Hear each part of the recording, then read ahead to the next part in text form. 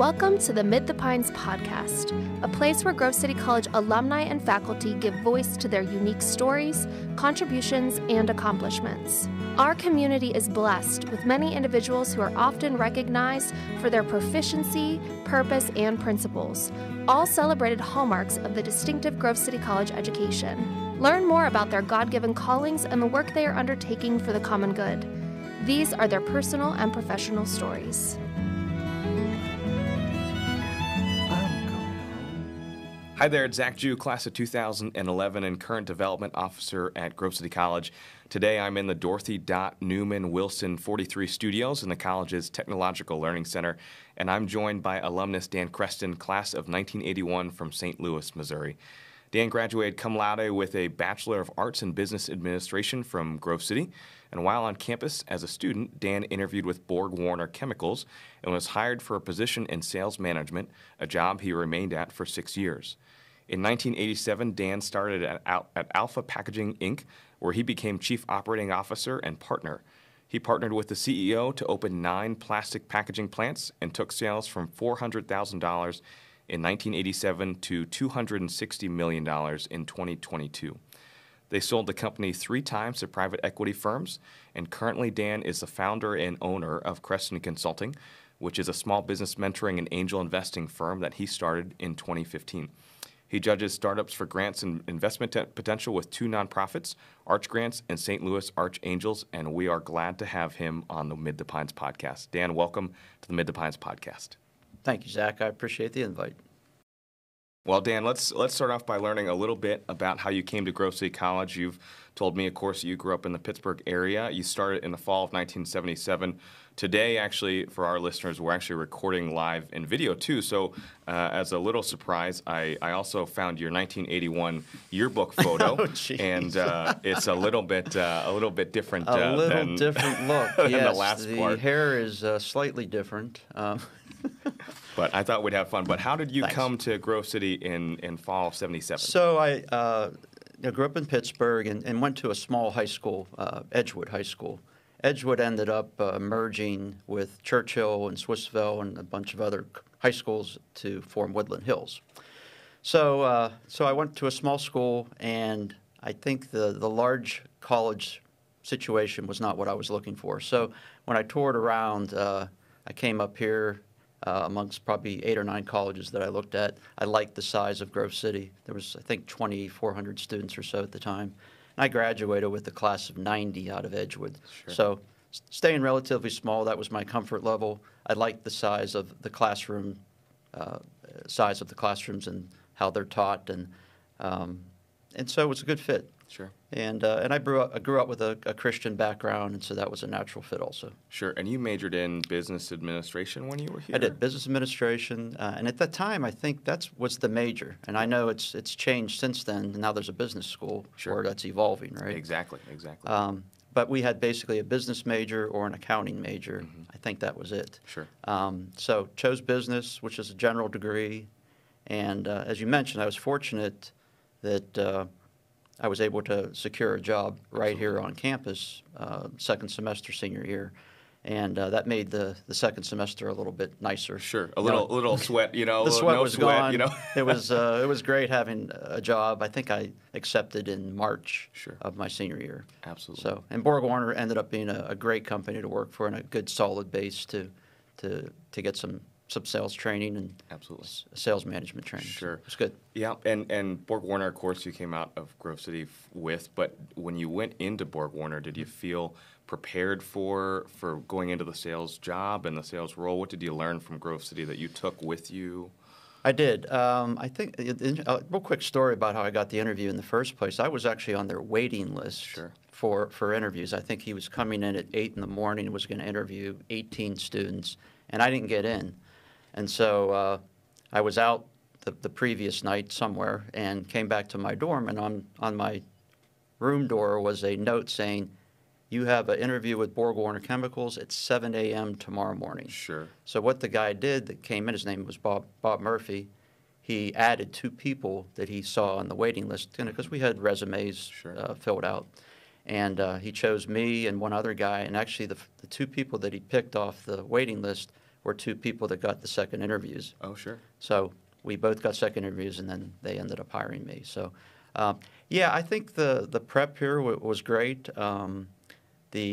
Just the overall sales, marketing sort of, I'm not sure how to even phrase it, but just the knowledge the general knowledge that you have with the business administration degree Sure. really is applicable in the sales job. Absolutely. And I think sales is a great place to start for anybody who's just looking for something, who's not really sure what they want to do. It's a great learning spot. Yeah, absolutely. Definitely. Do you remember any professors that stick out to you that really I do. influenced your career? There's one thing I wanted to mention on this podcast because I think about it all the time. It was an elective that I took. Sure. It was public speaking. And it was Dr. James Dixon. Sure.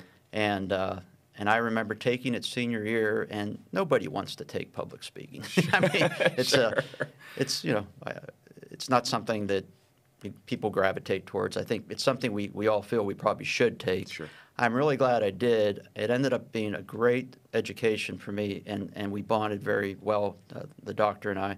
And the last speech that I gave there was an impromptu speech that Sure. was 3 minutes, and I did pretty well on it. Sure. Absolutely. But that's one I'll always remember, and, Sure. and it helped me. It helped me quite a bit in the public speaking area, and Absolutely. especially in sales. Absolutely. Well, you're doing well here too, and this is longer than 3 minutes. So Thank you. Well, I appreciate that. we'll give credit to Dr. Dixon on that. Is he still around? He retired. He and his wife retired several years ago now, but of course they were involved very heavily in the theater department and things of that nature too. Great.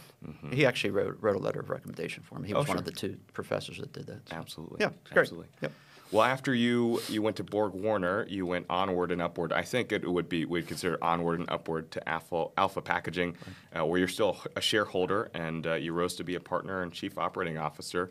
It's kind of crazy to think about going from $400,000 in revenue in 1987, and it's a long timeline, but to $230 million in 2015. How did that occur? What was your role in that? And it's really, really neat. Yeah, it was quite a ride. My partner, Dave Spence, bought the company in 1985. Dave Spence ran for governor in 2012, I believe. So a lot of people might know that name. Sure. But Dave was a good friend of mine. He bought the company. I was working for Borg Warner. He needed some help. I was on my last year or two with Borg Warner. I didn't see that proceeding any further. So he asked me if I was interested in joining him, and I did. I bought in and became a minority share owner. He was always the majority shareholder. And we worked very hard. Sure. And it was the two of us overseeing the things for quite a few years. We did hire his sister as a sales rep and one other guy as a sales guy.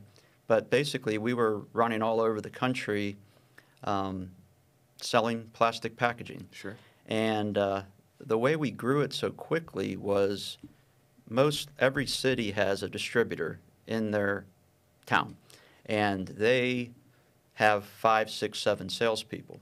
So what we decided to do, to the tactic that we took, was call on the distributor in Indianapolis, Pittsburgh, whatever, educate them on your products, and then let them go out and sell. Sure. And so all of a sudden you've got 6 salespeople selling in Pennsylvania for you now. Right. And then you kept informing them, and you kept them in the loop on new products. And that's what we did. We ran around the country primarily calling on distributors. Sure. And it wasn't easy. The sales didn't Sure. just automatically start coming in. We had to take care of quality too Sure. in the plant, because some of the quality issues were not being taken care of. So if you're out selling, the last thing you want to do is sell something and the quality is not backing you up. Absolutely. So we took charge on that, and we hired some really solid people that were with us for years. Yeah. And some are still there that we hired. Sure. And I think that's a secret of success, maybe, if you want to call it that, Sure.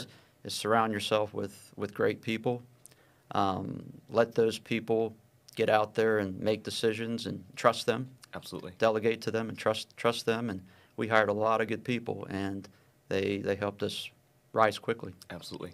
That brings up a great point, because we have a great career services office here. Of Yeah. course, we're usually ranked in the top 20 across the nation with the Princeton Review and Career Services.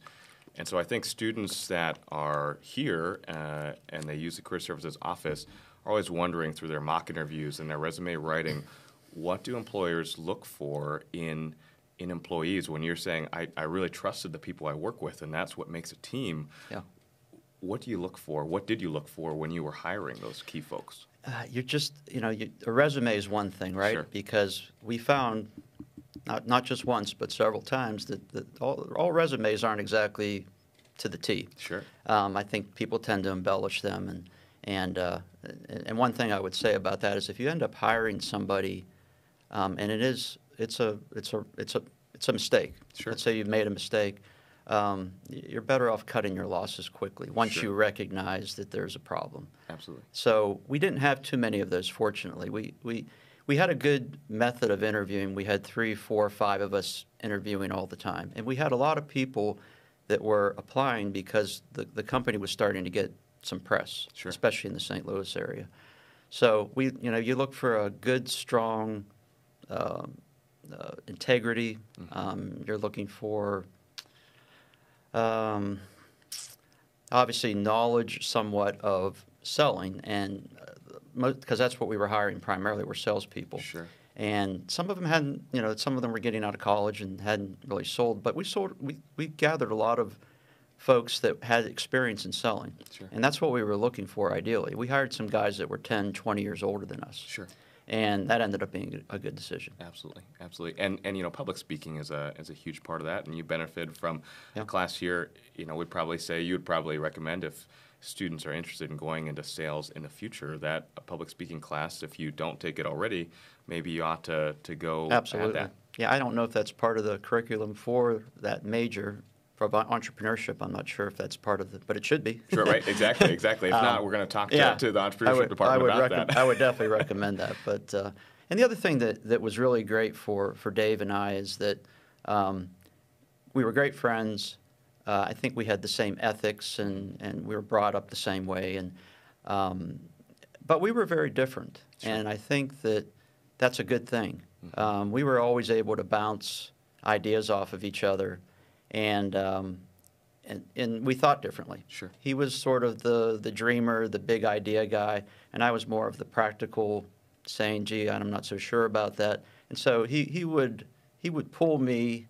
He would push me, and I would pull him. Sure. It was the yin and the yang. Absolutely. And that worked. One thing I would advise entrepreneurs that are starting out is if you're by yourself, you might want to think about bringing somebody on. Sure. Because it's good to have a sounding board. Absolutely. And it's good to have somebody else that has skin in the game. Sure. That has an incentive to, see things going in the right direction. And that's another thing that when we hired a lot of these people, including people in the plant, we started very early having profit sharing. Sure. And then with the higher level people, we had an incentive share deal where they were actually able to pick up incentive shares. Oh, sure. Not real equity, but incentive equity. And there's a lot to be said for motivating employees with a carrot, financial carrot. Absolutely. Sure. And when people are motivated with incentives like that, they tend to care and work hard. And we knew that right from the start. So even when we were not doing great, we were making very little money. Sure. We shared the money with the employees, and Absolutely. I think that really helped us accelerate. Sure. Sure, and that's really a sense of community and a sense of wanting to see people do well, and It is. I could attribute that a little bit to a Grove City College education and wanting folks to do well, right? We share what is going on, and we want people to do well in that. So that's fantastic. Yeah, and Grove City was always about promoting values and ethics, and that's exactly what we carried into this company. Absolutely. And my partner went to Mizzou, and had a great education there, and so once again, two different schools. That's a big school, and I went to a small school. And, Absolutely. But we bounced ideas off of each other, and somehow we made this thing work. Absolutely. Yeah. That's fantastic. Well, let's take a quick commercial break, and then we'll get right back to the conversation we're having with Dan Creston right here on the Mid to Pines podcast. At the beginning of the 2022-23 academic year, Grove City College launched a new school of business designed to prepare current and future students for success, service, and ethical leadership in the marketplace. Led by Dean and 1988 alumna Dr. Michelle McFeeters, the School of Business offers 15 majors, 2 graduate online programs, and over 20 minors. The new school's administrative structure will allow the college to pursue additional partnerships with business and industry, strengthen the curriculum, and develop new undergraduate majors and graduate programs. The School of Business is always looking for alumni, friends, and parents to engage in a meaningful way, whether it's an elevator pitch competition or Wolverine Venture Battle judge, or panelist and guest speaker in a class. To find out more, contact our Director of Alumni and Campus Engagement, Manny Sposato, at 724-458-2051, or by emailing her at sposato, SPOSATOAL, at gcc.edu. And we're back in the Dorothy Newman Wilson 43 studios with 1981 alum Dan Creston. Dan, it's been great to hear about your career in industry and your career here at the college as well, but I want to shift gears a little bit and talk about the reason why you're here this week. And that's not just to take a joyride through Grove City, Pennsylvania, which I don't know if a lot of people do that, but you're here this week because our Center for Entrepreneurship and Innovation holds the annual Wolverine Venture Battle, which many of our listeners, if they weren't here during this era, would know it as formerly the business plan competition. And so we're in our final round this week. Dan has served for the last few years and this current year as a judge/investor is what we call those folks that come in that are experts in their field. And so I just want to get a little take on what you think about the Wolverine Venture Battle. It's kind of like a Shark Tank type without Mark Cuban. You're the Mark Cuban, I guess, in this scenario. But what's your role as a judge and investor for this competition? Yeah, when you and I got together 5-6 years ago, and you mentioned that Grove City was really pushing into the entrepreneur area and had a school of entrepreneurship, basically. That intrigued me, and I hadn't been that thoroughly involved with the college for a while, but that caught my eye and ear, and I had already been working a little bit in St. Louis with Arch Grants and Arch Angels. Absolutely. And both those groups basically are doing what you're doing here. We're looking at startup companies or companies in a very early stage, and the Arch Grants group, they give grants to companies. $75,000 to $100,000, pretty nice sized grants. They do about 20 a year, and that money is given to Arch Grants to donate to, I'd say it's 20 altogether. Sure. I think it went to 25. So as much as $100,000. And so I was a judge, one of the judges for that group to help them pick because they got 600 applications and they gave out 20. Arch Angels is a group that it's our own money. So you're sitting there with probably 40 other folks. We're hearing 3 pitches a month, and they'll pitch to us. We'll ask questions, much like a Shark Tank. Sure. They'll leave the room, and then we'll talk amongst our group. Does anybody have any interest? Mm-hmm. If they do, then we start a diligence process because we're investing our own money. Sure. So the venture battle follows right in those footsteps. Absolutely. So for me, it was a natural way of, hey, I wanted to get re-involved with Grove City. Sure. I love that method, that model of competition. I love being a judge, and I love asking questions. And the fun part is also when it's all over, is still having a relationship with some of these companies. Absolutely. And I have done that with some of the companies from the past. Sure. We're connected on LinkedIn, and we talk occasionally through email and things like that. Absolutely. So. And also, since I'm semi-retired, even though I have a little consulting business, it does keep the mind going. And it's great to see the stuff that's hitting the circuit now, the new things. It's exciting to me. Absolutely. And we've had such a success, I think, with the business plan competition, which is its former name, and the Wolverine Venture Battle. I think of one of the episodes previous to this one. It's episode 4, I think, is the Mid the Pines podcast, which interviews Gecko Robotics CEO and founder Jake Lucerian. And Jake has done fantastic things with Gecko Robotics.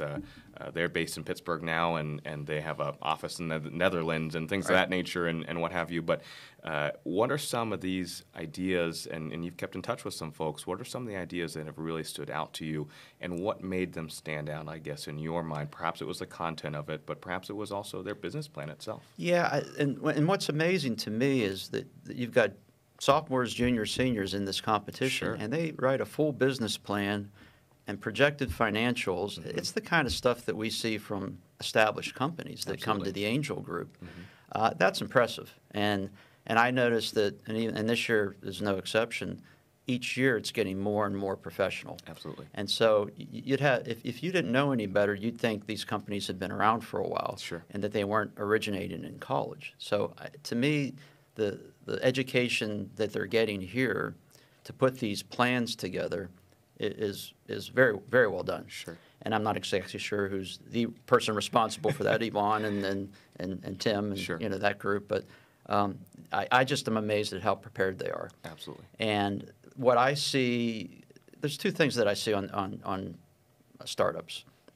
Either you have an idea that is a problem, you want to solve a problem, and someone else is already trying to solve it, but you have a better way of doing it. Sure. So you don't always have to have a brand new idea and a brand new solution. You can go into an existing problem that has a solution, but yours is better. Absolutely. So I've seen that. And then, of course, you see something that you've never seen before. Sure. Where I've thought about this, no one else thought about it. And I think one of the things that always evolves in something new like that is, are you protecting it? And, IP is very important. Absolutely. What's that stand for again? Intellectual property, right? You might want to cut that. IP, intellectual property. No, very important. Yeah. And I'm sure there's some education in that here also. But if there's a new idea with a new, something that hasn't been out there before, you want to try to protect it. Absolutely. And I see a lot of that, a lot of new ideas coming out of the school here. Yeah, absolutely. And there's a lot of collaboration, too, now. There's engineers working with entrepreneurship students, working with computer science folks and what have you. Right. I think there's just such a good collaboration. Do you see a lot of collaboration still in today? Today's world has changed a lot. Not that we want to get into politics and religion and all that kind of stuff, but, when you think back to your career, the type of collaboration you see here at the college today with our students, is that the same type of collaboration that you saw in your success at Alpha Packaging? It is. And I think, and what I noticed in these groups here, it's generally 3 or 4 people, sometimes 5, sometimes 2, but very rarely is it one person. Sure. And I think, as I said earlier, that's important. I just think you want to surround yourself with good people that are driven, that are incentivized to get this thing off and running, and from different walks of education and life, and just to get different perspectives. If you get someone exactly like you right by your side, you're not going to benefit as much. But so in the competition here at Grove City, I see some really great teams with different majors and different classes. Sure. Junior could be with a sophomore and a senior. So there's a lot of great collaboration here. Absolutely. Yeah. So as you're judging, and we won't tell any of the projects that are coming out tomorrow, of course, but what are you going to be looking for as you sit in that room tomorrow with, I think, 5 other judges? What are you going to be looking for in the business plan that they're submitting or their ideas? What makes a successful company for you? So, and actually they expanded the judges. I think they're up to like 10 now. Oh, sure. Yeah, so there's about 10 judges and there's 9 teams that are competing. So this is the biggest one that I've been part of. Absolutely.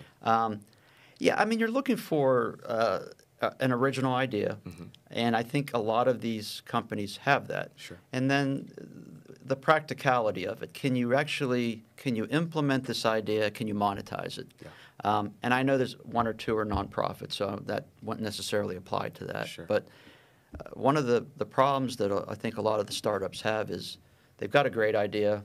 It sounds great, but how do you implement it and how do you monetize it? Absolutely. And if you're an investor talking to startups, the other thing you want to know is what's the plan here for exit? Because if we're investing money in you and your company, we'd love to see it grow, but we don't want to be holding on to it for 20 years. Absolutely. Sure. Okay, so I think that's a part of it. It's what's the exit plan? How do you monetize it?